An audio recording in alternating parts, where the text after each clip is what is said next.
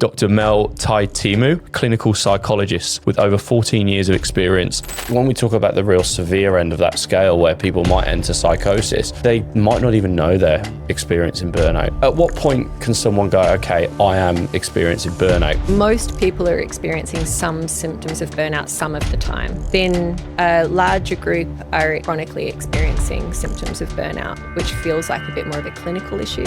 At no other time in human history have our nervous systems been as stimulated as they are now. Work, phones, emails, the news, bills, and we're processing all of that. I was struggling to sleep at night. I'm up at 4 a.m, working out. We do a 10-hour day at the office. I'm home into a young toddler and bath time and bedtime. And then I couldn't sleep at night. My mind was just overdrive. And I just thought, you need to do something. So the model I use for burnout is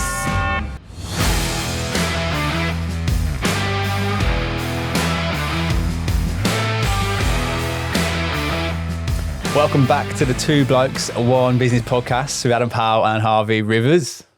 We got a super special guest today, and I've been practicing my pronunciation, so I get a name right. No pressure. So please forgive me. But today we're joined with Dr. Mel Taitimu, who is a seasoned clinical psychologist with over 14 years of experience in both New Zealand and Australia. She's the founder and clinical director of Maya Psychology, a practice dedicated to creating therapeutic experiences that helps individuals reconnect with themselves, their communities, and workplaces. Mel, welcome to the pod. Thank you. Thanks for having me, Harvey and Adam. That was really awesome to be here. Can't believe you just rolled that off the tongue, mate, without even looking at the script. That was so good. Yeah, well, we've been practicing the whole time, so all morning. Did very well. So Mel, for anyone who doesn't know you and your work, why do you do what you do? And then why is it so important? So my big why, without sounding cliche, is to elevate the mental health literacy of workplaces, communities, individuals, one conversation at a time. So I just think of impact, and each conversation I have, if it moves the dial a little bit for an individual, for a group of people, for a workplace that I've been invited to talk to, then I'm sitting squarely in my why. Yeah. I love that. And why is that important? Well, personally, I have a history of knowing a lot of people who didn't get access to mental health literacy conversations, supports, systems, and the negative impact that had on immediate and wider family members, just not having access to the conversations. And so I'm really personally motivated because I see that me having access to those conversations, being in a privileged position when I got to university, having pathways of support, leaning in and having vulnerable conversations with the people around me has really protected my mental health over the long term. So there's a personal side. And then I guess professionally, being in the system of mental health, I found that it barely ever was a focus on elevating people's mental health literacy. So when I say literacy, what I mean is the skills to read your own mental health, communicate where you're at in your mental health, read others' mental health, and have meaningful interpersonal communication about mental health. So just like reading and writing literacy, it's your ability to read, communicate, and express with language. And so within the mental health system, in my very early training and development, I saw how much it was failing to do that. It was like an ambulance at the bottom of the cliff, really just trying to get people to a base level of functioning so they didn't need the services we were offering, and then letting them out into a world that was creating these cycles of becoming unwell. And we could relate that to our topic today, burnout. So professionally, I saw that psychology needed to do more to inspire people, to really equip people and to empower people, and to not come in with, I know everything and I'm going to fix you and you're a problem and there's something wrong with you, which is kind of the way clinical psychology used to train us. It's doing a bit better now because I do have some input into clinical training programs now, but I guess that would be the deeper, meaningful, personal thread to my story. And I've been mentored by amazing people who on a global level are part of this conversation. So they've inspired me too. Yeah. Yeah, it's so powerful. And I wish we'd had access to this sort of stuff when we were younger. Like, we're pretty open on here. We share a fair bit about what's happened in our childhood, and there are so many things just that, like the way you refer to that literacy and just knowing or just becoming aware of some things that we might have been dealing with at the time and how we could have perhaps dealt with them better. Yeah. I think in the world today as well, which has changed so much with accessibility through online social media platforms, it's so important that kids that age, we were a little bit protected back then. That was kind of like 20 years ago now, but it's so important that they've got the knowledge and people around them. I love the way you kind of mentioned that point as well. How can we notice it in others to be able to pick up on it? Yeah, that idea of reading. Yeah, it's not reading a book, it's reading body language, it's reading between the lines of what someone is telling you. You know, the whole "Are you okay?" movement is great, but if someone says, "I'm not okay," what do you do with that? You know, a lot of people get stuck or they feel a bit frozen if someone has the bravery to be honest about not being okay in a given moment. And so all of my work is about broadening that language, supporting people with the tools and the skills to sit in the discomfort of their own well-being if it's uncomfortable at that time. And let's admit it, and we'll talk about stats soon, most of us hit cycles of some sort of overstressed cycle, which we'll call burnout today, at some point in their lives. So yeah, it's a really important, essential skill for navigating the worlds we live in. Just one thing I want to add is it's never a judgment on the individual if their mental health literacy is low. That's why I don't like using the words like emotional intelligence, because intelligence seems like a hard thing that you either have or you don't. Literacy is a skill that you learn over time. So if I said to you, do you speak fluent Mandarin? What would you say? Actually, If I reeled off a sentence in Mandarin now, would you? No, I can't. I don't even know where to start. But I'd say do no. you feel like that's something negative about you or some shortcoming of yours that you don't speak Mandarin? Probably not. No. You just haven't been exposed to the language. You haven't been in the ecosystem of an environment that teaches you how that language is used. And so it's never a judgment on the individual. It's just the learning wasn't there. We didn't do the how to sit with anger class at school. We didn't do the here's what cycles of burnout look like and how to identify that in yourself and others and support yourself and others to sustainably prevent and treat that. So we just want to start from a baseline that it's never a judgment on anyone and everybody starts somewhere. Some people have learned a lot already. Some people, this is a very new conversation. So we just try and meet people where they're at, depending on their own growth journey and what they've been through or exposed to in the past. for context, did you know, people say, what do you want to be when you're older? I know, an astronaut, I'm a footballer. Was your answer, a psychologist specializing within burnout? Or has this been something you've kind of grown into through lived experiences over time? Yeah, it's evolved. This is where I get a little bit spiritual Nice. and values-based around my journey, because as an undergrad, I went straight for the sciences. I was really good at maths. I was really good at science. I was, however, the very first person in my family, at least my immediate family and a couple of people removed, to go to university. So I didn't have a framework. So even when I looked at applying, when I saw Bachelor of Arts, I thought you had to be artistic. I did as well. when I did my degree, I was like, so that's why I didn't go for a BA. I'm like, well, I can't draw. BSc, Bachelor of Science, yeah. I'll go for science. And so I did an undergrad in physiology, which I loved. And I thought I was going to go on a medical path, whether it was research or practice. But I had to do psychology as part of my electives, and I loved it. I will probably identify, and I think this is where the power of teachers help you. And that's where I think there were lots of serendipitous moments that inspired me, that put me along this path towards being a clinical psych. One was a lecturer in my very first year of uni.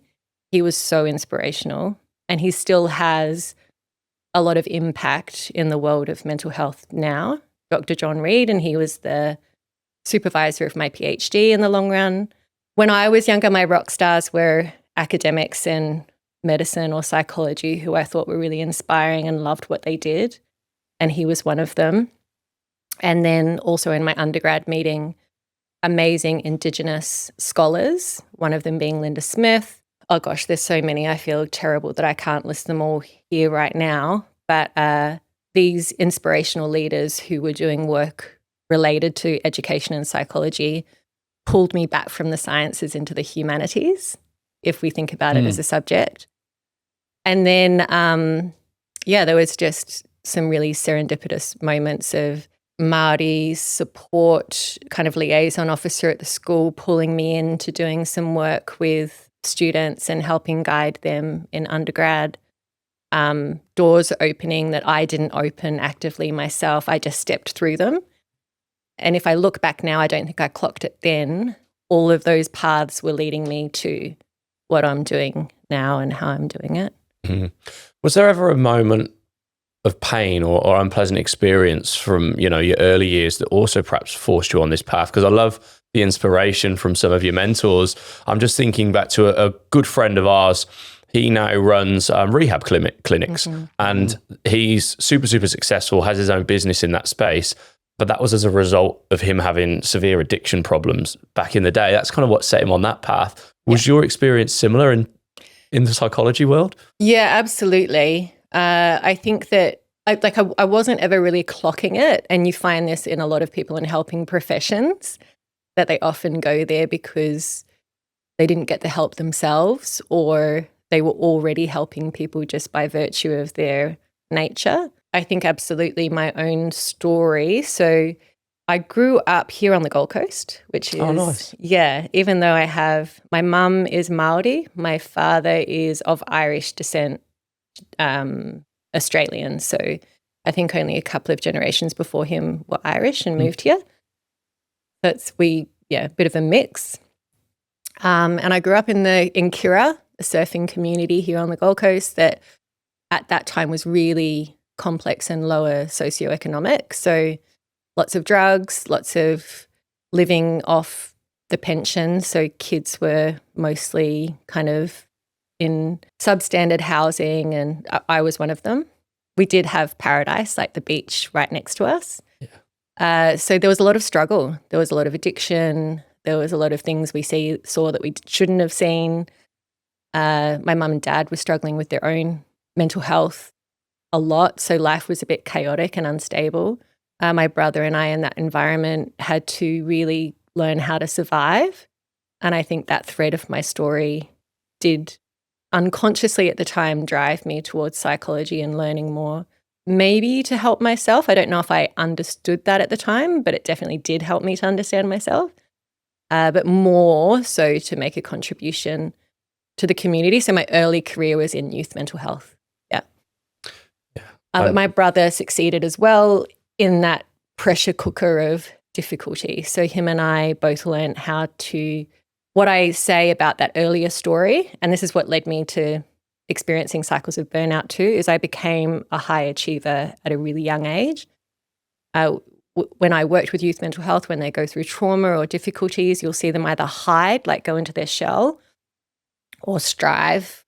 Usually it's one or the other, or kind of lash out, get a bit naughty. I'm not saying it's only those three categories, but it can be a common coping strategy. So I found that best place to hide for people not to know what was going on for me was just to hide way out in front. If I was coming first, if I was getting the awards, if I was going for student council, then people just thought life was good for me because how could I achieve at that level and then go home and have really complex things going on at home? Yeah, it's so difficult, isn't it? Like I know even the tragedy of what happened with Kerwin Ray recently in Australia, someone who's super, super successful at the absolute peak of his industry, dealing with severe mental health. It's like you say, it's that hideout in front, and people just don't ever assume it of the super successful people. That's why I love the work you do, which I can't wait to dig into around that framework around burnout, and in particular in entrepreneurs and business people, because they're the ones that often are overachieving or from the outset looks like it's going so well. They can be the ones that are really battling with the issues internally. Yeah. In my personal story, it was that I felt good about myself getting the gold stars. So I think about my earlier life even once I got to uni, being a bit of a gold star collector because that's where I found my worthiness. Yeah. Yeah. So, yeah, having to revise that as a way of shoring myself up to future cycles of burnout was a big part of my journey. It's exhausting, isn't it? Like I'm very similar. I'm a people pleaser. It actually made me laugh once. I was told through someone else that one of our competitors in the recruitment industry said something about me and goes, "Oh, the problem is with Harvey. He's a people pleaser. He has to think that everyone likes him."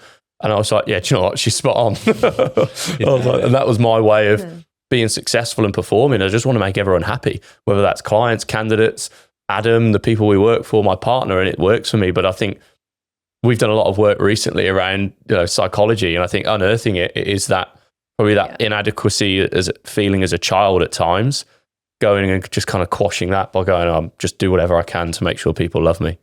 Well, it does feel good pleasing people, so then that becomes addictive because your happiness lies outside of you. Yeah. So if it's the award, if it's the pat on the back, if it's the you're an awesome bloke, you're a great guy, that feels good. And that's okay that it feels good. You're not, you don't have to stop that feeling good. But if your happiness is dependent on that feel good feeling, then it can become a really fickle existence with our own well-being and our own worthiness because we can't control external feedback. We don't always control whether we get a gold star or not, even though I've had a really good crack at that. Yeah. I've just got a massive book of gold stars for me. So what's the flip side then? I'm trying to think through this in my head. So rather than being externally motivated by a well done, a gold star, how do you become intrinsically motivated, or what do you need to reflect on to go, actually, I did do a good job there, even though I got a silver star? Well, this is a big part of the journey towards protecting ourselves against burnout. So maybe I'll just answer that directly, but we'll probably explore it more in your future questions today. It's okay for something external to feel good. We don't want to rob ourselves of that. And the way I think about it is with a child, you wouldn't say, you're not allowed to feel good about that because that means you're externally motivated. We would be like, wow, how awesome. That's great. I'm proud of you anyway for showing up. I'm proud of you for the actual behaviors or the skills or the things that you showed to get that award. So just reflecting on the how, not just the what, but also really underneath all of that is you're worthy anyway. You don't have to do anything to be worthy. You don't have to be anyone. You don't need an award. And while that sounds a bit cliche, it's a really difficult thing to psychologically re-imprint in your thinking and on your body. That worthiness is just inherent. There's no doing that will increase that. And then from there, how do you motivate yourself towards what you guys are talking about here on this podcast, growing businesses, having an impact on the world, when you're not being motivated to try and prove some sort of worthiness? Yeah, because you already know it's inherent. So then where does your motivation come from? And hopefully that's from a values-based perspective. Yeah, so what are my values? What impact do I want to have? We can talk more about that because you can get pretty granular about just thinking about behaviors in small little ways that help guide you. But I would say, okay, can we just crack into this now? Because otherwise I'm trying to not crack into it. Yeah. You're ready to go. Yeah. I'm all in. Let's have it. So the model I use for burnout is everybody's burnout looks different. Yeah. So when people say, what are the symptoms of burnout? You could look up a list and go, okay, well, here's your list of symptoms. But really, it is so individual. Someone might get really irritable. Someone might feel really low in energy.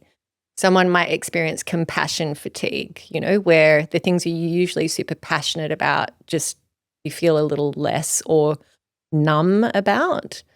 Some people might overachieve to cope with burnout. So they cope by putting the pedal to the metal down even further. Others might pull back and jump under the doona or duvet and underfunction. So it's really different. But the model I use is a combination of factors contribute to the individual way in which burnout presents itself for everyone. So it's bottom up, outside in, top down, inside out. So bottom up is what's happening in your body. Are you hormonally imbalanced? Are you experiencing illness like glandular fever or something that has been hard to get through over a year? Are you energetically really low because you're low in iron? How are you sleeping? What's your diet like? Those sorts of physiological contributors to putting you at risk of burnout. And then outside in is environmental. I've got a newborn at home, a toddler, and I've got 10 big meetings this week. That's me in 2 weeks. So those environmental factors are going to contribute to some external pressure, to increase the likelihood that you might experience some burnout symptoms. And then top down is how are you in your thinking? That's from your brain. Yeah. Are you thinking much more catastrophically or negatively about things? And often our brain will do that if our bodies are overstimulated and a bit burnt out. And if we've got a lot of environmental pressure, then your mind might start thinking in much more black and white terms, or thinking something that usually you could handle is a much bigger problem. So that's like more of a negative thinking of pattern that's very common with burnout. And then inside out is values. How distant are you or close are you to living according to your values day to day? And the combination of those four things create your own unique fingerprint or picture of what can cause burnout or what is causing burnout. Because if I look at those four things in one chapter, I went through burnout, and then I compare it to an early 20s chapter of burnout, it looks really different, because one of them I was a parent and the other it was before parenting and I was doing a PhD in a clinical training program. So those four factors, bottom up, which is the body, outside in, environment, top down, the mind, inside out, your heart or your values, is going to look different every time, and it's going to look different from the person sitting next to you. So it's not a cookie cutter, this is burnout for me, so it's like that for everybody else. You've got to really map it for your own story. So if I come back to internal and external motivation, what starts to happen is burnout. You're at much more risk of burnout if you're in a outside in, top down pattern of motivating yourself. The environment is the thing that's motivating me, and my pattern of thinking gets really overstimulated. I'm like, got to do this, got to do that. I've got 20 tabs open in my laptop. I'm squeezing in too many things in my day. I'm not completing tasks and I have to move on to the next, whatever that might look like. I'm feeling a bit of cognitive fatigue or overwhelm. So outside in, top down is very much a formula for burnout. And to treat it, it's the same way. We need to treat it bottom up, outside in, top down, and inside out. But if we really work on bottom up, our bodies, because it's so physiological burnout, and we'll get there soon, probably the primary thing to work on is our bodies. And then inside out, our hearts.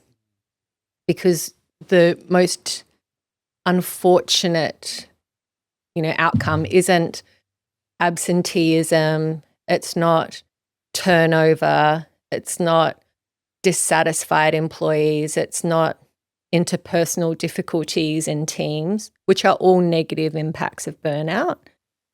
It's having a bunch of people completely disconnected from their hearts. That is the, I think, most impactful negative outcome of untreated burnout. Got so many questions pinging into my head. One I'd love to dig into a little bit is, obviously Adam touched on the internally motivated, extrinsically motivated.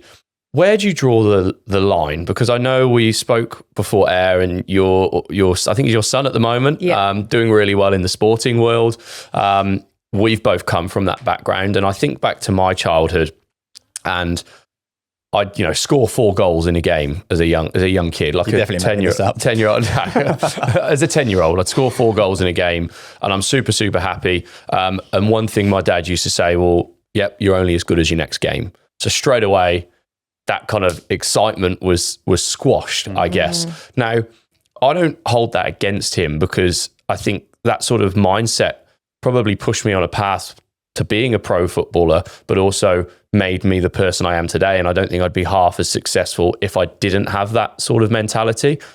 But where's the balance of that kind of holistic approach of, hey, well done, but it's just the value of being there and taking part, but also having that competitive edge? Because we talk so much about high performance on this podcast. Yeah. Well, I'm just trying to think the way I work on it with clients. So let's say you were a client coming to me and saying, I'm finding it difficult to manage that difference between feeling good about external motivation and utilizing that as a way of achieving the things that I really want to achieve, and then protecting an internally motivated worthiness that isn't completely dependent on the win in the game. So 2 things that I find as tools or perspectives that are helpful. One is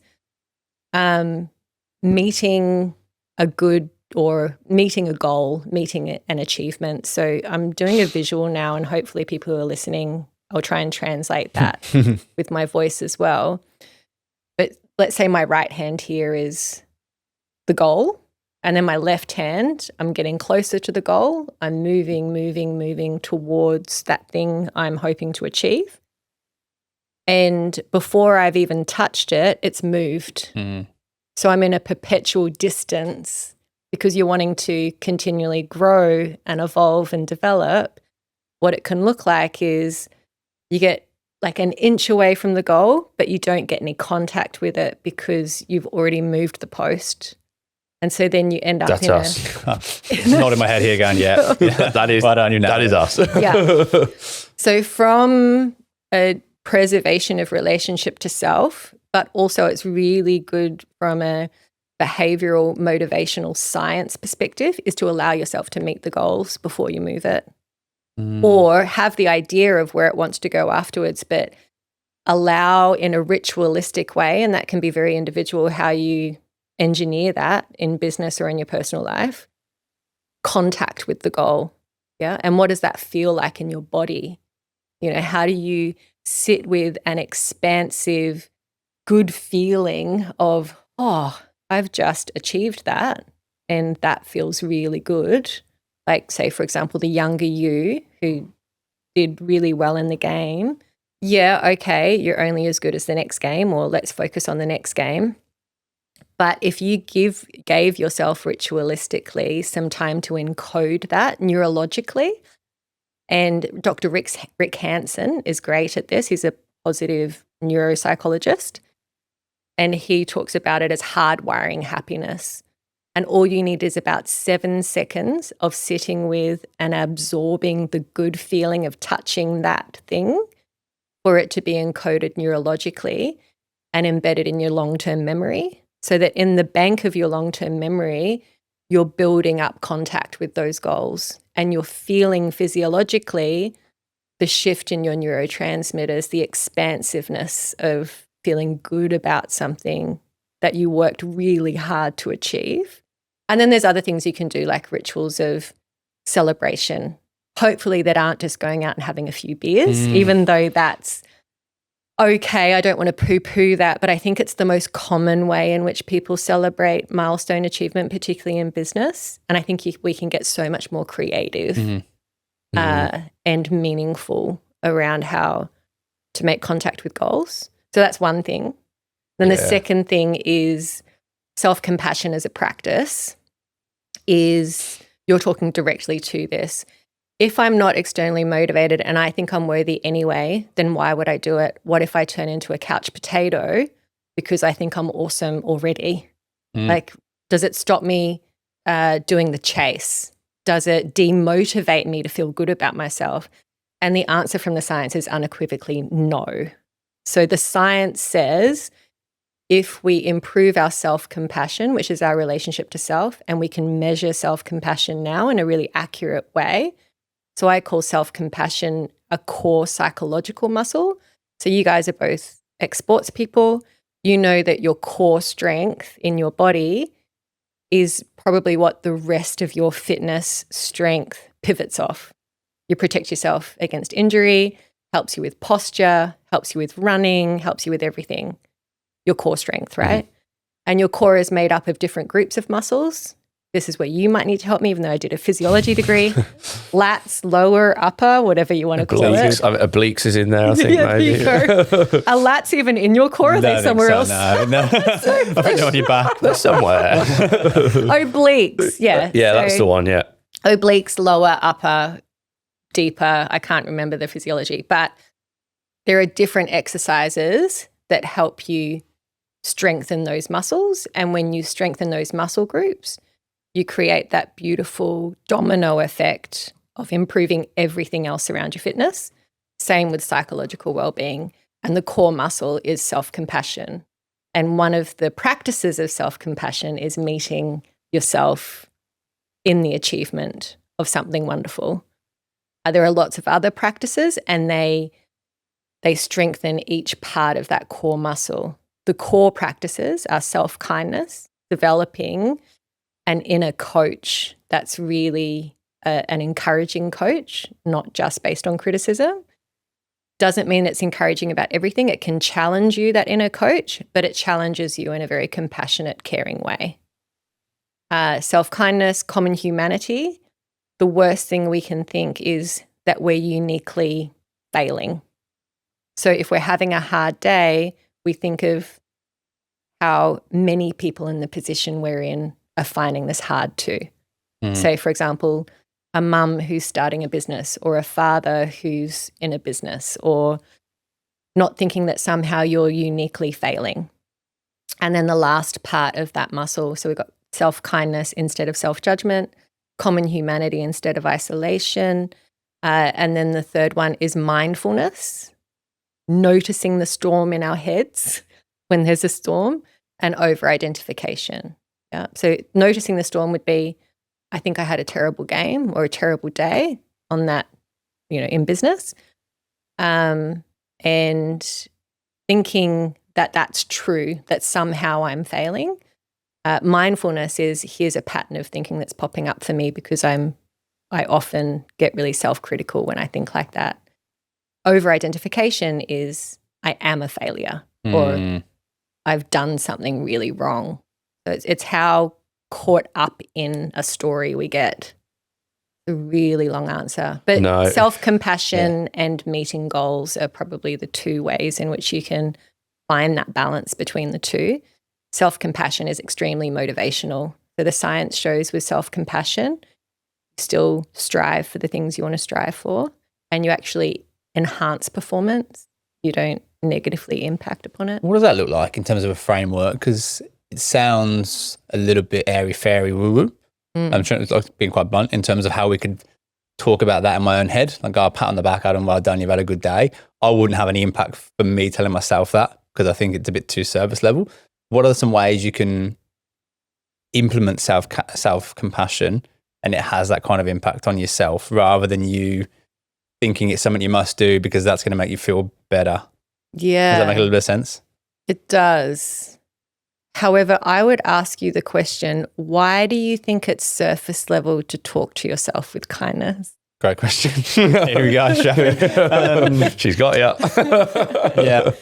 It's probably the wording to use. I think if you just said, oh, well done, you did well today, I'd probably expect that of myself anyway.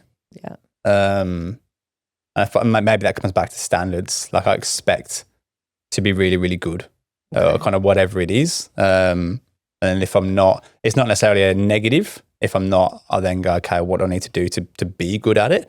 Or I'll just stop doing it. If it's not that important, it's not going to make money, and it's not giving me energy, and I'm not good at it, I just wouldn't do that thing anymore. So it sounds like what you're saying is it wouldn't necessarily help you to have that pat on the back at the end of a day.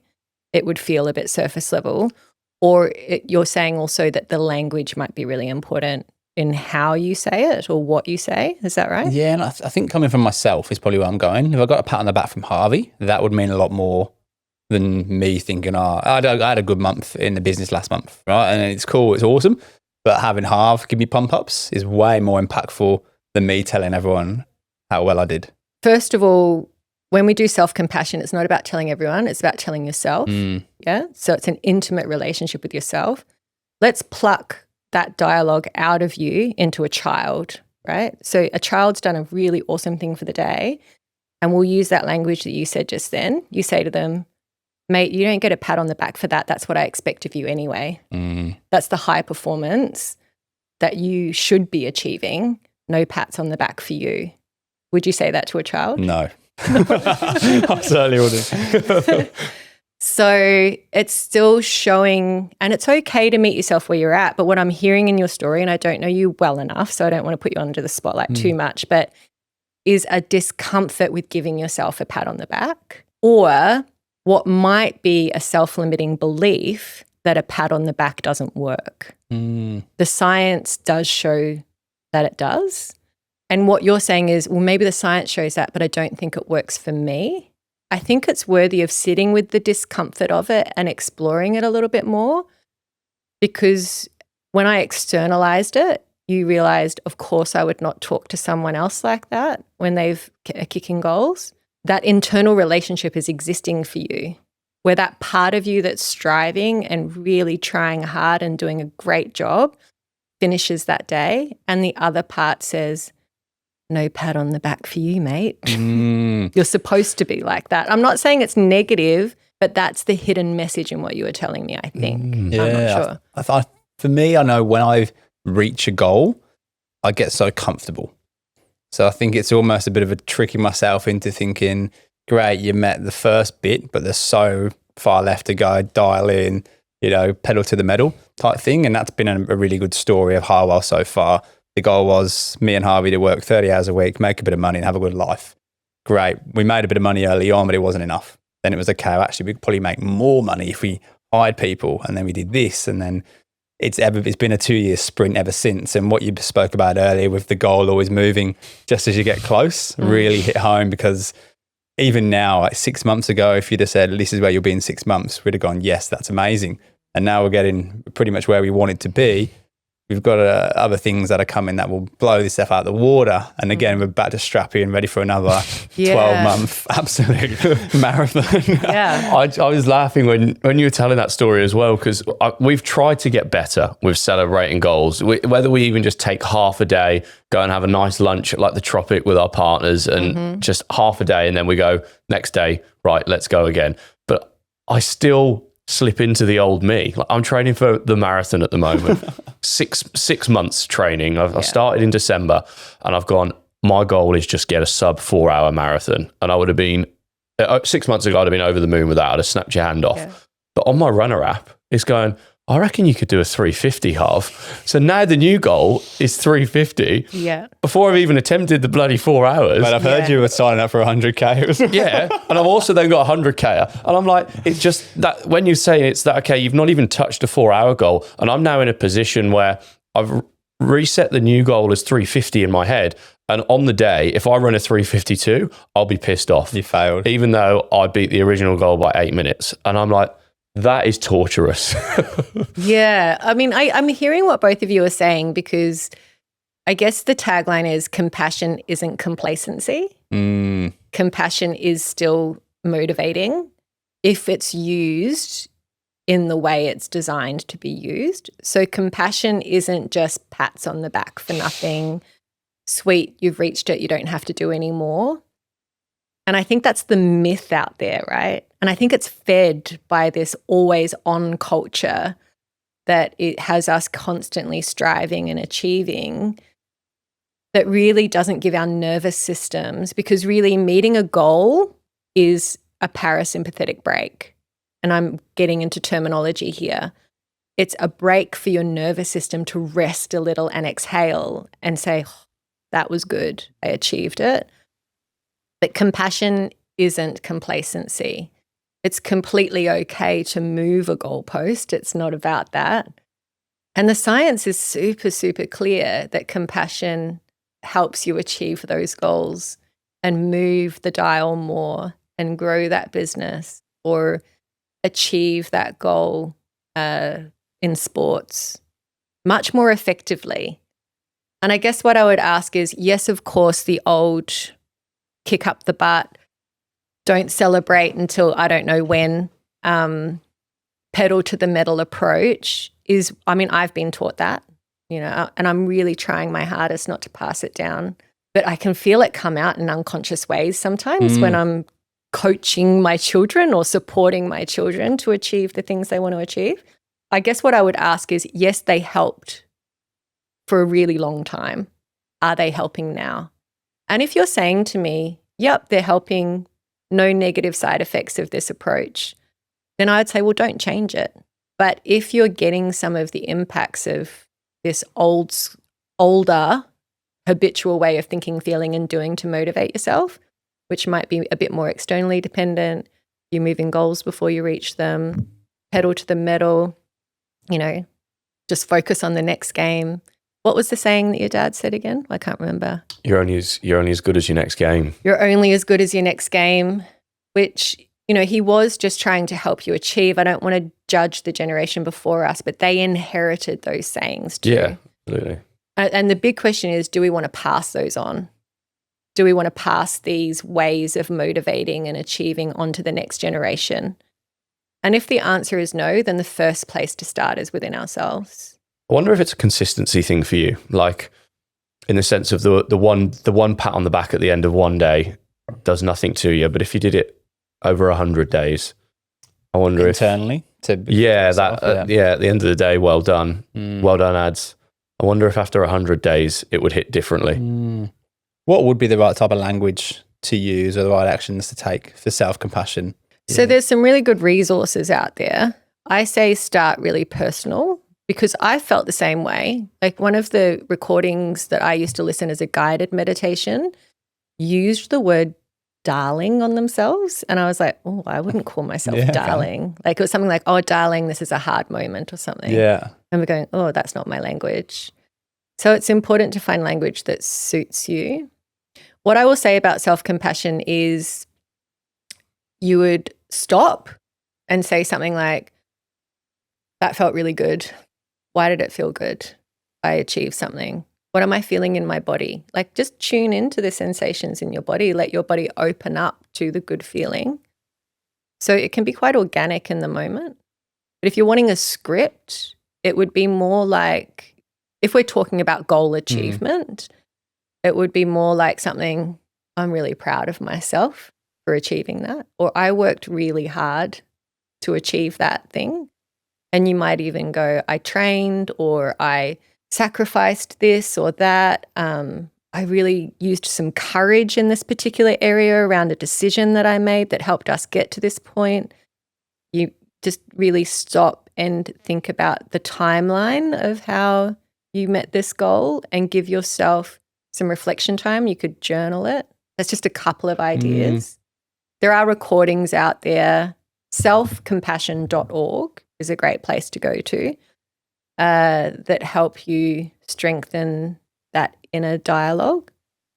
But if you're wondering whether it's useful for you, I would say just experiment with it and see if that inner dialogue turning towards a kinder, more compassionate, supportive coach helps in your day-to-day life. And it might not, but I'm a bit biased because I see it help all the time. Yeah, of course. Right. I reckon you do it more than you think you do. Yeah? Yeah. Like, as we just mentioned, ads has had a great month last month in terms of from a sales perspective.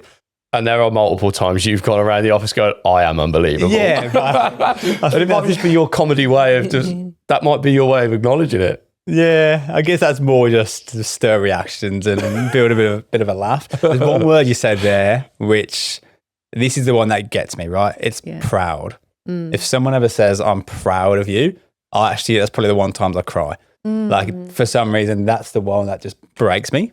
And probably open a bit of a can of worms here, so I don't know what you're going to ask next. But that's one where, so maybe that's the word for me, right? Being proud of myself. Yeah. If, a goal's been met or whatever it is. Yeah. So finding that other part within you, we call it an inner dialogue, that says to the part that worked hard, I'm really, really proud of the effort, the time, the courage, the sacrifice. I'm grateful for how much of a vision you've had to achieve this. People don't see the nitty-gritty little things that you do every day. So seeing that within yourself can be very transformational. I love it. Good stuff, mate. I can't wait to see him giving himself pats on the backs on the way out the door every day. Coming with a football shirt to my proud 10 on the back. Yeah. I know we've segued there, but I'm really keen to get back to burnout. Burnout, yeah. Yeah, because I think a lot of people listening to this podcast are entrepreneurs starting their journey, or in the early years as we are, or they might be someone who is working in a job or career that they don't want to do, and they've got this business idea that they're sat on, and it's, how do I incorporate that? Because ultimately, some of these things start as side hustles whilst you're working full time, potentially have a family. How do we? Let's dig into burnout, and because how can we kind of be mindful of it? Hey guys, thanks for tuning in to another episode of the Two Blokes One Business podcast. Now, apart from being world-class podcasters, we also run a recruitment agency called Harwell. If you're keen to learn a little bit more about what we do, then head over to our Instagram @Harwell Group and check us out. Back to the app. Yeah, so let's look at bigger picture first and then we'll narrow down, shall we? Cool. Yeah. So bigger picture is latest survey results in Australia are that 71% of people are experiencing burnout symptoms in the workplace. That's a huge amount. Yeah. The survey was around 2,000 people and it was across industries. And, that would marry up.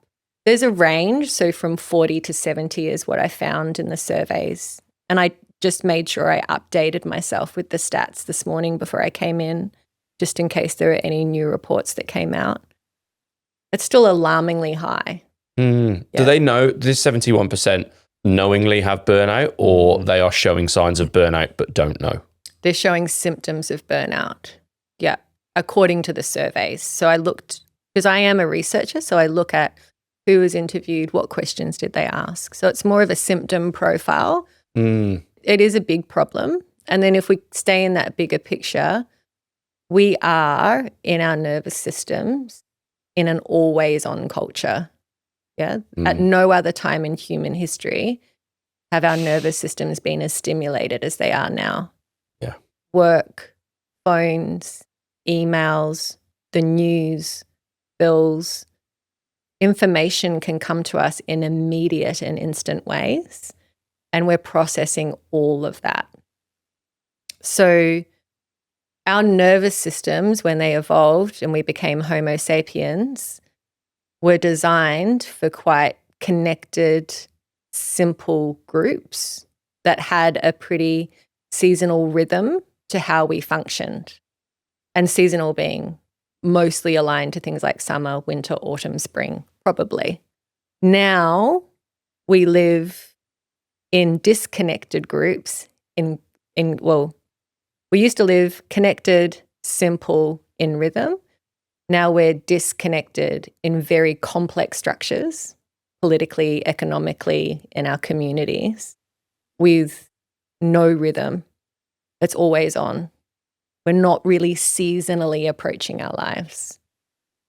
So that places all of us at risk. I call it we're all fish swimming in an ocean of busyness. So we're all collectively at very high risk of burnout, really. And the stats are showing it anyway. It's showing up in our workplaces, in our families, in our communities. I mean, you could probably name a few people who are experiencing mild to moderate to severe burnout now, probably. Mm-hmm. Yeah. Most of us can find someone in our lives who are. Yeah. What are the common symptoms of burnout? I know you mentioned it kind of shows up in different people, but for this report, was there most people are showing at least one sign as a bit of a rule of thumb, or is it really so diverse from person to person? No, there's some common symptoms that are good to look out for in yourselves and in the people that you love or lead, because that's how we increase our mental health literacy, right? So I like to use that model bottom up, top down, outside in, inside out as the symptom kind of checker. So bottom up, physiological symptoms, exhaustion, completely on edge. So we call that hyper arousal of your nervous system, which is fight or flight, using adrenaline and cortisol to get things across the line in your nervous system, which are stress hormones, or hypoarousal. I've been on for so long, my nervous system's gone into this full recovery mode that's not healthy. So it's understimulated. So it's a kind of basal, what we call it parasympathetic, our rest and digest, sympathetic, our fight or flight parts of our autonomic nervous system. Lots of terms there. Sorry.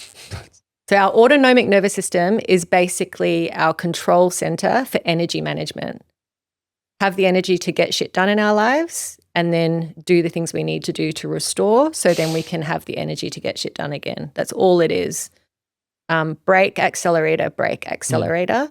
What I say to people is we're all on some level of sympathetic nervous system overdrive. If left to default without a clear plan on how to restore and rest and recover, just this ocean of busyness that we're in, we're probably all overstimulated on some level.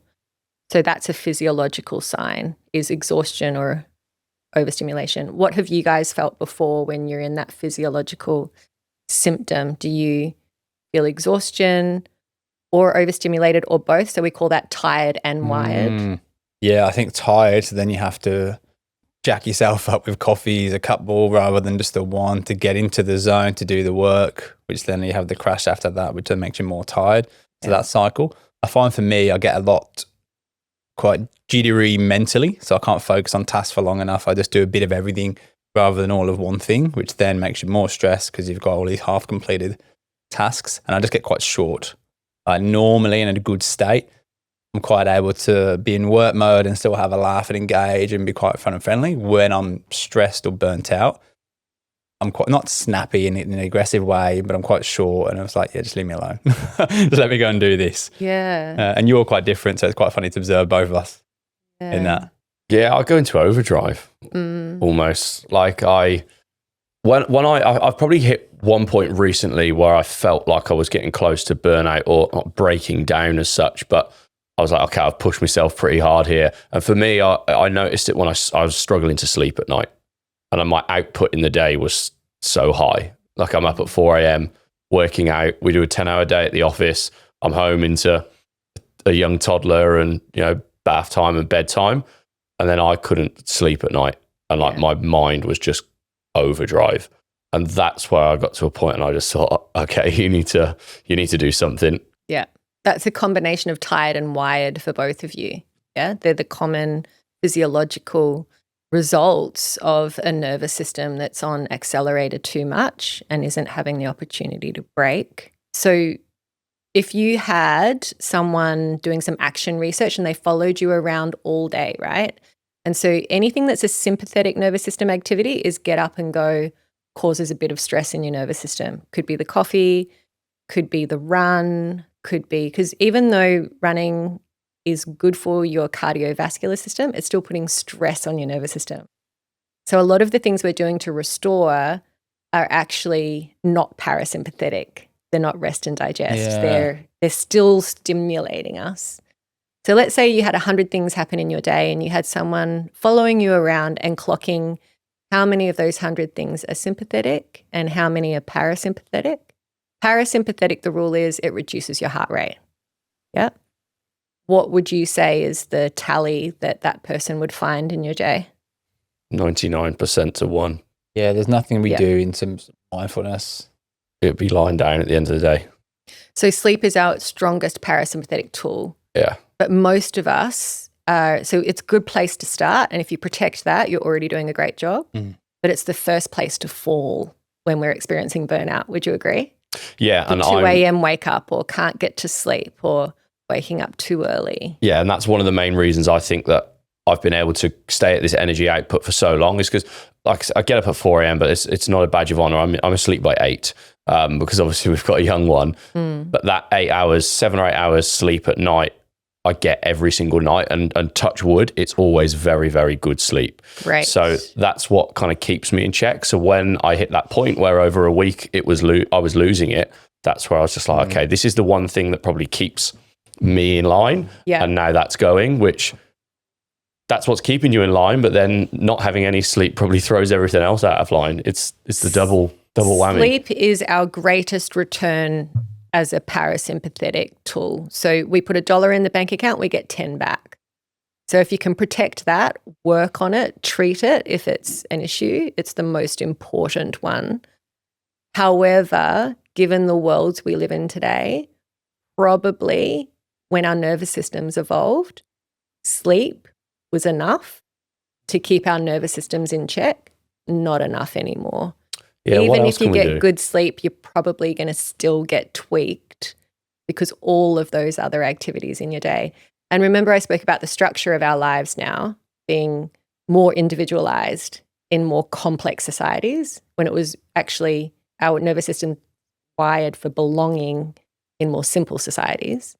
So we've pulled ourselves out of the very environment that massaged our nervous system for us, which is connection and belonging and nature.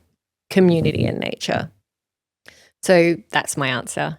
Community, really not the job community, but just a sense of belonging and connection. And being in nature is a great one. Something that helps you as long as you're not sprinting through nature. I was going to say, what, like a 20K run through? You're like, but I help people develop parasympathetic plans when they come to me for burnout. And so I've got a big long list of parasympathetic activities, and we pick from that list what they think would be most relevant for them, given the time that they have, because I'm very aware that many people are time poor and we can't create a retreat-like environment around them to protect their nervous system. Sometimes nervous systems are so tweaked, it requires treatment. And that would be, depending on what's going on for that person, a variety of things. Yeah. Sometimes it's acupuncture treatment, regularly. Yeah, okay. So we only got to bottom up. I feel like I'm going to make this podcast way too long and you're going to have to edit it. Sorry. Bottom up, outside in. Yeah. Sometimes you've got to shave off something that's coming from the outside in, or prioritize, or because we add a lot to our list in terms of environmental stressors, and whether it's delegation or whether it's pulling out of something that you can pull out of so that you reduce your load. It can be really important.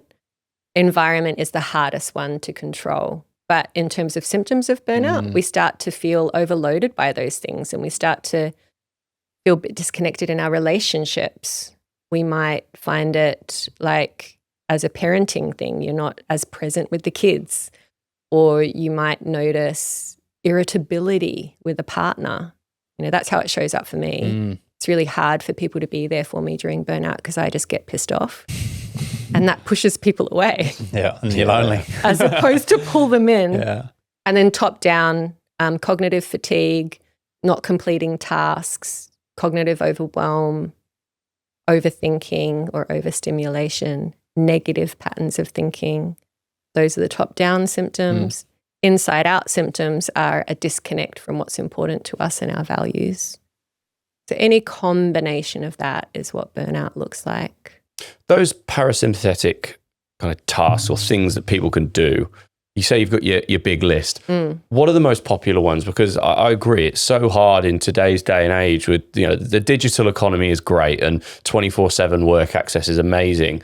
But I feel that as well with me and ads. We work so hard throughout the day at Harwell, but then it's easy to go home and go, okay, we're also trying to develop our personal brands on LinkedIn, Instagram, and things like that. So it's like, okay, I'm at home and I'm still effectively working. Yeah. So what are the top things that people are choosing that you're working with? Yeah, so when people slow themselves develop down? their parasympathetic plan, one of my taglines of the work I do is your body is the book. There's no book that is going to teach you more than your own body. So it is very experimental. You got to notice, does this feel like it's restorative for me? The go-tos with clients at the moment, the one thing we have access to immediately in a very organic way, and we can do it whenever we want, is our breath. Yeah. So breath work, the immediate nervous system restorative effect of a slower breath on a very basic level. So I call it pranayamic training because it comes from a yoga instruction type tradition. You're going to stimulate your parasympathetic nervous system if your exhale is twice as long as your inhale. Yeah. Okay. So in for 4, out for 8 is a good place to start. Yeah. You can elongate that if you've got a bigger lung capacity. Some people do a box breath, in for 4, hold for 4, out for 4, hold at the bottom of your breath. They're 2 good places to start. But breath work, I think you've had Nam on here before, right? Yeah. I was just thinking when you said 4 and 8 then, I was like, it's a Nam Baldwin special, that one. Yeah, so breath work is so vast. You know, I'm a student of it and I love what I've learned. People can learn a lot, but starting simple, you know, just stop, take a beat, breathe in for 4, breathe out for 8. I get people to hang their attention on their breath. If you can, close your eyes, because as soon as you close your eyes, you're giving yourself a sensory break. We take in thousands of pieces of information from our eyes, which is stimulating our nervous system to make sense of the world and to do the next thing. So if you close your eyes, you give yourself an immediate sensory break, take a few breaths. That can be a very organic, easy thing to tap into. Other parasympathetic treatment modalities are massage, acupuncture, recovery centers. Some people find them really useful. The infrared, ice bath, magnesium bath combo. Again, I know people are time poor, so that can be hard to integrate. So it's got to be really individual what works. But the rule is anything that reduces heart rate. Yeah. Mate, we've got so much better at this. I think so too. Yeah. We definitely. I was about to say treat ourselves, which I know you're going to say it was not a treat. It's actually. Oh, my mind's fucked out. Yeah, Mel's got you here. I'm right. Yeah. You could use that as a bit of a hack, I think. Like calling it treating yourself when it's the double meaning. Yeah. Because it can feel like a treat doing something parasympathetic. It's literally massaging your nervous system to help you do the things you really want to do in your life. And it needs it. Nobody gets out of that thing without needing it. You know, some people say, I can run off the smell of an oily rag. No, you can't. Yeah. You know, you just can't. I've worked with surgeons, I've worked with CEOs, I've worked with teachers, I've worked with single mums. They've all got the same nervous system, just a different combination of bottom up, outside in, top down, and inside out. And if we work with the individual, the body is the book, then we'll find our pathway through. Yeah, I even just thinking now we've got so many things we're doing. Like I've got into a bit of Wim Hof breath work, which never used to. I thought it was a bit woo woo, and then since we've done it a few times, like it's just a huge regulator for me. Like I've even said to ads about us sitting down for 15 minutes or lying down on the floor in that room next door and doing it before we do these podcasts, because often. And even this morning, we're here at 7, he's meeting someone at 7:30 and then we're on a team call at 8. It's just like chaotic. And for you as a guest, we don't want you to come in here and we're coming in, we've been 100 miles an hour. So I'm like, it's just that 15 minutes to kind of regulate and relax before now, you're on camera, you're on film, the nervous system will be firing again. So there's little things like that we're implementing, and even like remedial massages and stuff like that. I find really good just to go and take an hour. So we're probably doing a bit more than what we realise. I think I mentioned on the way up, Mel, about the Buy Back Your Time book I'm reading by Dan Martell at the moment. And the idea is we have grown so super, super quick in the last 2 years, and we're still doing a lot of the stuff we did on day one. Whereas now we've actually got a team around us and we're probably better served delegating some stuff, getting rid of some stuff to then free up more time. So the time's going to be great, but then it's how do we not fall into the trap of just filling that time with more sales calls, with more podcasts, and things that can move the needle for us and potentially move the business along. But actually instead, can we, and we say this all the time, we just don't do it. Take the morning off and go and play a round of golf together. And then Darren Hill was massive on this. This is kind of a bit of a different subject, but it was, how do we lose? As a business, as Harwell, how do we lose? And he said the number one problem will be mine and Harvey's relationship. So you were friends before you were business partners. Get back to just being friends as well. Yeah. Play beautiful. golf, talk about business if you want, but don't have it outside of in your work week, but scheduled in where it's just you two. If you want to talk about football, talk about that. If you want to talk about space, whatever, just give yourself the freedom to be friends again rather than business partners, which I think is pretty powerful. And it all kind of just ties in, doesn't it? And this is what I love. That is so powerful. Yeah. It's an intimate relationship between being, doing, and having. And we're often stuck in doing and having, and we miss the being. And our parasympathetic nervous system loves being. Stillness, connection and belonging, fun with a friend, laughter with a kid, climb a tree maybe. I don't know, like that's sounding a little bit like woo-woo, but it helps. Play is a beautiful thing. And I do think that if you want to do a self-diagnostic, just write down on a piece of paper, bottom up, so this is what stressors do I have? Bottom up, it could be some illness, it could be I'm not sleeping well, it could be my diet isn't great at the moment, it could be I've got a hormone imbalance. Particularly for women, when they're at the peak of their careers, often in their 40s, sometimes it's earlier, but quite often we see in exec teams or entrepreneurship, the 40-year-old age range is pretty common. Then they're also going through a perimenopausal, menopausal phase. So that contributes to a risk of burnout because the bottom up is affected. For guys, you're going through building families and building businesses at the same time. Same can happen for women, but that's a lot to juggle physiologically. So just do a diagnostic, write down your stressors, bottom up, outside in, top down, inside out. How am I disconnected from my values at the moment? And then I say, then our treatment is all of those factors again. How do I nurture my nervous system bottom up? How do I reconnect with my mate and go to golf outside in? And then we haven't talked about the thinking yet, but the thinking's a big part, thinking patterns that keep you in burnout are old self-limiting beliefs that tell you unhelpful stories about what you're meant to do or be doing or, pull your socks up, go hard, I don't know. There's so many of them, right? Pedal to the metal. Have a glass of cement. Yeah, have a glass what? of cement. Hard enough. Yeah. I heard that one. For Steve Rivers would have fired that. He's never fired that one at me. At what point, I know you've mentioned yourself that you've experienced burnout a couple of times. At what point can someone go, okay, I am experiencing burnout? Because a lot of, when we talk about the real severe end of that scale where people might enter psychosis, they might not even know they're experiencing burnout. Yeah. So my personal story of hitting burnout when it was a bit more severe, because we're all people swimming in an ocean of busyness, most people are experiencing some symptoms of burnout some of the time. Yeah. I would say that would be most of us. Yeah.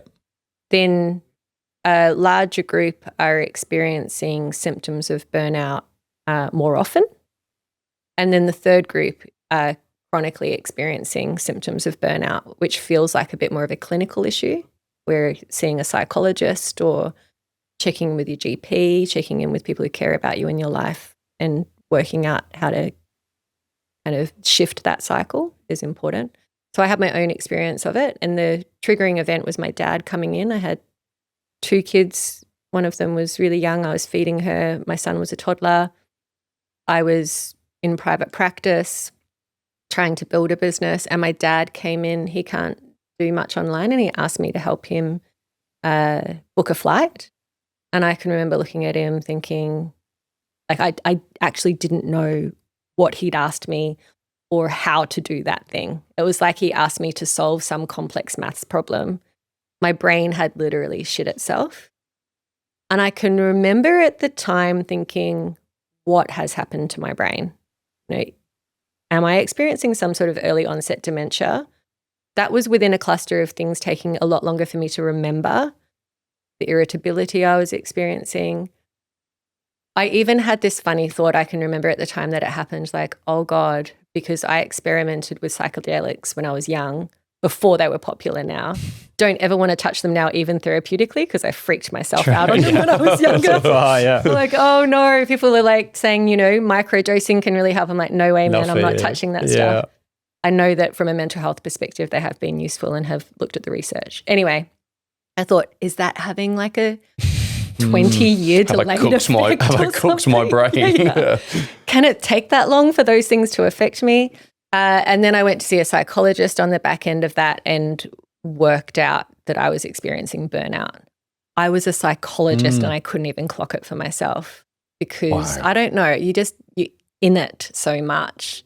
It's hard to really identify it when you're in it. And the first thing we got on top of was sleep when I went and saw her. And that was the first step towards me restoring my nervous system.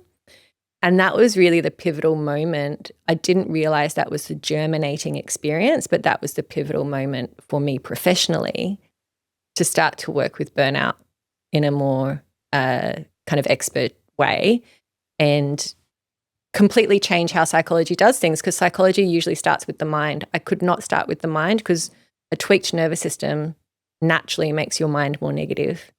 So you have to start with the body and then you can work on the mind. Wow. One thing you mentioned earlier about hormone levels. Yeah. How do you measure those? You go and get bloods done, get your results back, and that's going to give you some clear indicators. Can you kind of feel your hormone levels and what might be out of whack, do you think?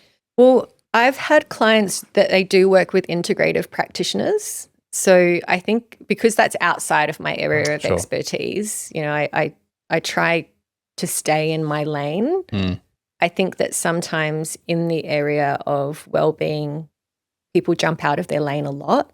And I'm not saying that's negative because I know some very experienced people who have lots of expertise. But I think that because well-being has become so commercial, people are jumping out of their lane for the wrong reasons too. And they're starting to give advice about things that they don't have the experience to give advice about. So I'm careful about that. But I would say an integrative GP is a good place to start, or a naturopath. Some naturopaths are too woo-woo for the average person. So you've got to find someone who's a bit more grounded and is okay with integrating medical and natural. So that's where an integrative GP is a great place to start. So you go to the GP, say, hey, my energy's all out of whack. I've got this cognitive fog. I'm irritable all the time. Whatever's going on for you, can we do a suite of testing to check things out? Because then you can see if there's any imbalances that might need treating too. I'm keen for that. I feel fine, but I think you just get used to how you feel as well. So I'm sure there's probably things that are too low or too high. And if I got those fixed, like Superman, maybe. That's the goal, Superman. That's what we're aiming for. One thing I'd love to know, beyond business and beyond Maya, what's the kind of real deep mission that you're on with all of this? Well, it is that mental health literacy, but I'd say with burnout in particular, I've just noticed so many unhealthy messages about this idea of balance. I don't like the words balance and I don't like the word resilience because it makes it so individual that somehow you're just not doing the right things to get balance, or you're not doing the right things to be resilient enough. When the opposite of burnout isn't balance, the opposite of burnout isn't resilience, the opposite of burnout is belonging. So belonging to our bodies, belonging to our families and our communities and our workplaces, belonging to our values and what's important to us, that will protect you from burnout every time. So I guess the big why is belonging. I think that our communities have become really disconnected from each other and our bodies. And so anything that helps us come back home to ourselves in really meaningful ways is really important for the long-term benefit of all of us in the workplace, but also at home. I've experienced that firsthand. Like I've been on a bit of a journey in the last few years with mental health and business and kids. And the one thing at the core of all that is the relationship with myself. Like my relationship with myself used to be dreadful. Empty promises that you'd break all the time. And as you know, we talk about that self-compassion. As soon as I kind of built up that trust again with myself, everything else just started to fall in check. And I think that was at the core of it, because once you trust yourself, it's easy to then build on that.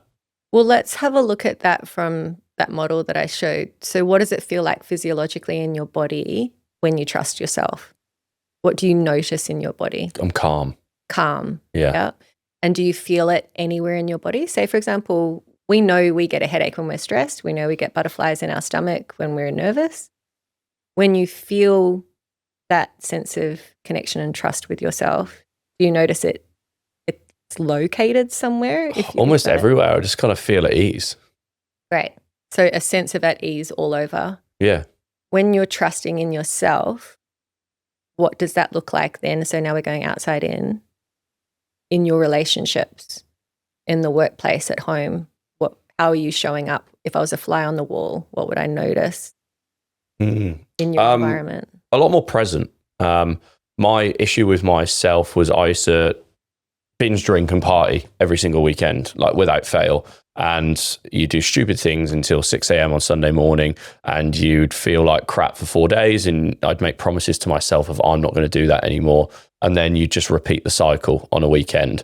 So building the trust with myself to actually stick to those promises meant that I was able to be more present as a partner, be a better dad. I was lucky that I had this realization when my partner was heavily pregnant, and I'd done this thing again, where I promised I wasn't going to go out. I came home at 4 a.m.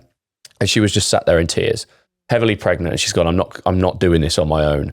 And that was the penny drop, or kind of punch in the face moment, where I just thought, I'm not being a proper partner. If this continues, I'm not being a proper dad. At the time, we didn't have the business, but I'd have been, if I was out on the weekend doing stupid things all weekend, I wouldn't be a good business partner to ads. So I think the flow-on effect of the relationships I've got now, they're so much more solid, and I can turn up for people a lot better because of the relationship with myself. And as we know, I'm a people pleaser. So when I turn up for people a lot better and they love me, it then has another knock-on effect. So that's a prime example of showing up for yourself so that you can show up for others. There's a direct relationship between the two. And as a result, the rhythm of your life, what you do, where you are, who you're with, has fundamentally changed. So that's going to protect you from burnout in the long term. And then if we look at top down, how are you thinking when you trust yourself? Big. Like what we've spoke about, this journey of Harwell, I think back then when I was going through those issues, I was struggling to feel like I could be a decent performer in a big global agency, let alone ever consider starting our own agency. And along that pathway, this has now just got bigger and bigger and bigger. And I think we mentioned, or Ads mentioned off air or earlier in this podcast, some of the ideas that are in the works now would dwarf everything that we've got now. So the confidence. Just fearless, eh? Yeah. Fearless. So fearless thinking, confident thinking. I feel like thinking big instead of small, less imposter syndrome. Like these are all the benefits of that kind of protection and preservation and cultivation of a relationship to self that increases trust. So it goes right around. And then the last one, which is inside out, I'm assuming that means that you're much more closer to your values in your day-to-day life. Yeah, I was just thinking then the actions I was doing back then on a weekend, although it was fun and, you know, I met some great people because of it, it just wasn't me. It wasn't what we'd grown up with, dreams of being a professional footballer in England. And, you know, you wouldn't dream of doing that sort of stuff on a weekend because your body was a temple and it was all working to this one goal. And I probably lost myself a bit, partly to falling out of that game. I think when you're 10 years old and up until the age of 19, 20, your whole life is for that pinnacle and it doesn't happen. I think you do lose yourself. And that's probably where I went off the rails. We performed well in our life and work, but I lost my purpose. And now the lifestyle I live and I've pulled myself back to is so much more aligned with the values I had when I grew up and going on that journey.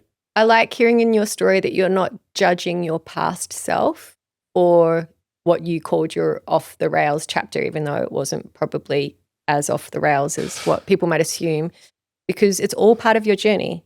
It's all part of your story. It's not about giving ourselves an uppercut for past ways of being, but it's definitely about learning from it and growing through it and coming back to ourselves. Like I said, coming home to yourself. Our greatest measure of happiness, which is what you found in this journey of just trusting yourself more and showing up for yourself so you can show up for others, is greater contact with your purpose. And that's our greatest measure of happiness. So it's not the feel-good feeling. It's do I know my values and am I living in close contact with them? And if you find people who say yes and yes, they generally rate pretty high on happiness indicators. Yeah. A great way to kind of tie that off, and the hardest part for me, and if anyone's sat there now thinking, okay, I'm in that rut. Back when I was in that rut, people would say to me, "You've got to, improve your relationship with yourself and find the relationship with yourself." And at the time, I thought that was the biggest load of bullshit in ever. And I was like, "Yeah, but how?" Or that's just rubbish. Yeah. And now you've come out the other side and gone full circle. I'm like, it is true. You just people in today's day and age, you want the magic fix, right? Like, give me the pill, whatever it is. But really, the root cause, which I thought was bullshit at the time, and now I'm like, that's all it was. Everything else went hand in hand after that. Yeah, starting with relationship to self isn't self-indulgent, because it's really so that you can show up for others too, like you have in your life. So the tagline that I shared with you before this podcast was, I drill into clients and organizations I work with, because most people have spent a lot of time, energy, and money on 3 things to help themselves: books, tools, and teachers. And my tagline, because working with burnout is working on 3 levels: your body, your mind, and your heart. Your body is the book. Your mind is the sharpest tool. You don't need to go anywhere to buy it. You just need to learn how to utilize it. And your heart is your greatest teacher. There's an inner knowing and voice that is your values and your intuition. You don't need to go overseas to an expensive retreat to find that. It's right here in the everyday. The thing I do say on the back end of that is, it's an everyday, small things often thing. So I use the analogy of brushing your teeth. You don't brush your teeth for just 2 weeks a year, hoping that that's going to help you with your dental hygiene. Ads does it. I knew you were going to say that. I thought having a real serious podcast here. Surely he's not going to make a lame joke at this moment, but there he is.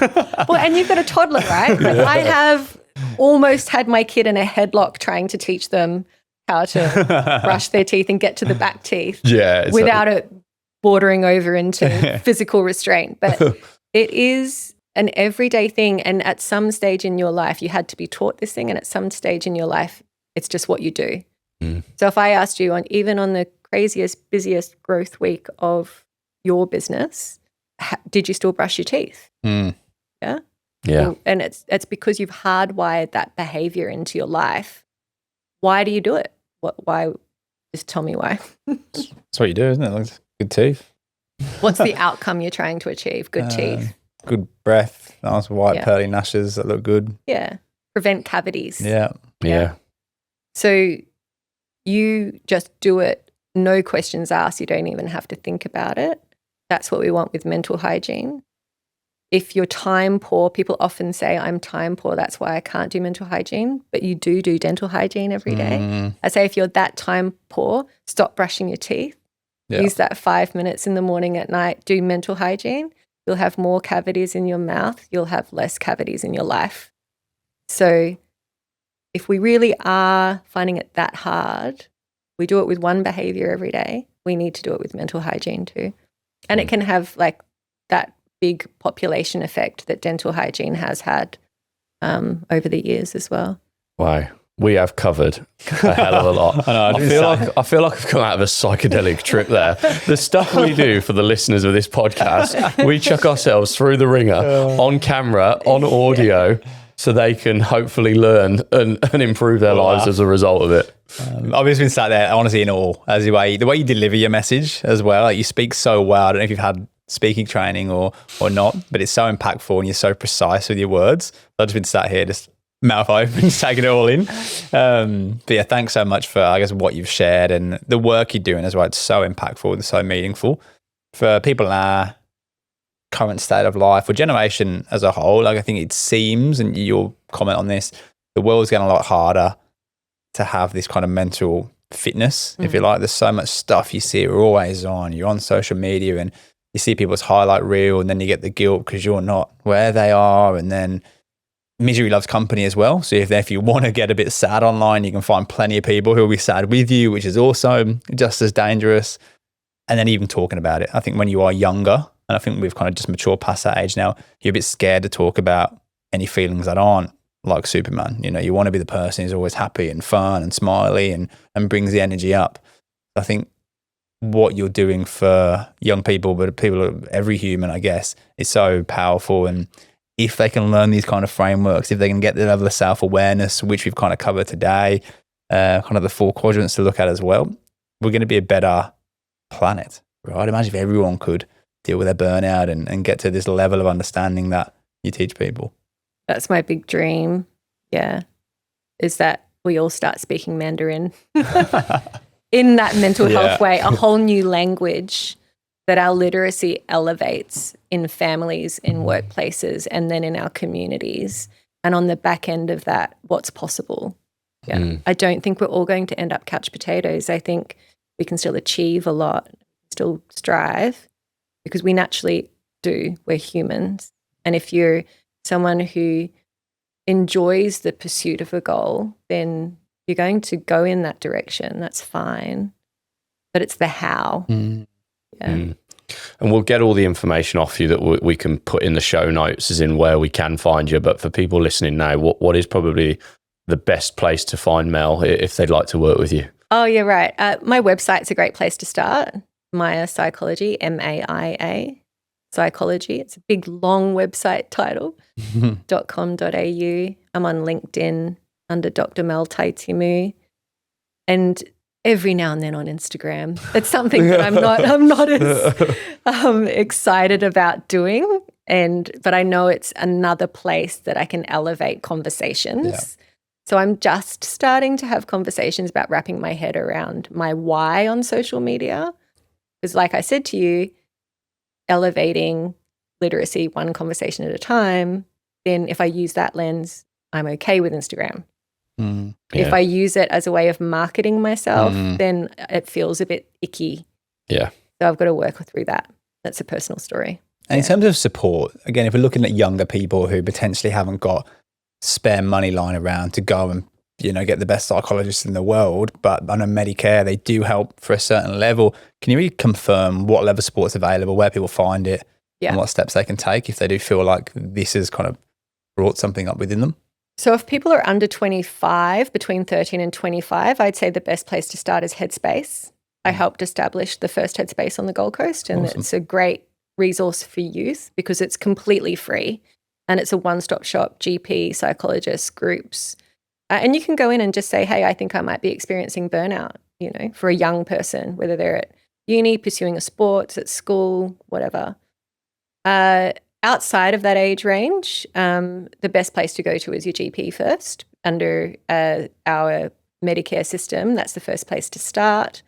And then you get a mental health care plan. Mental health care plan gives you a certain amount rebated for your session. Not many psychologists bulk bill anymore, so that's hard to find.